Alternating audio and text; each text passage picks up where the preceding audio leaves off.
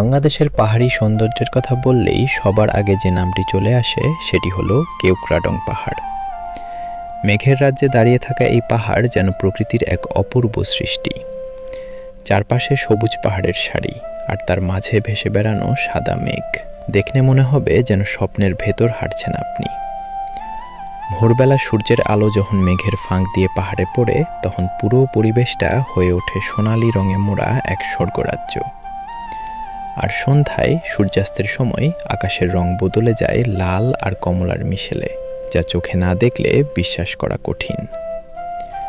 পাহাড়ের চূড়ায় দাঁড়িয়ে নিচের দিকে তাকালে দেখা যায় গভীর পাহাড়ি উপত্যকা, আর দূরে দূরে ছোট ছোট আদিবাসী গ্রাম, যা এই জায়গাটিকে আরও বেশি জীবন্ত করে তোলে। অ্যাডভেঞ্চার প্রেমীদের জন্য কেওক্রাডং শুধু একটি পাহাড় নয়, এটি একটি অনুভূতি। ট্রেকিংয়ের প্রতিটি ধাপেই রয়েছে নতুন অভিজ্ঞতা, নতুন গল্প।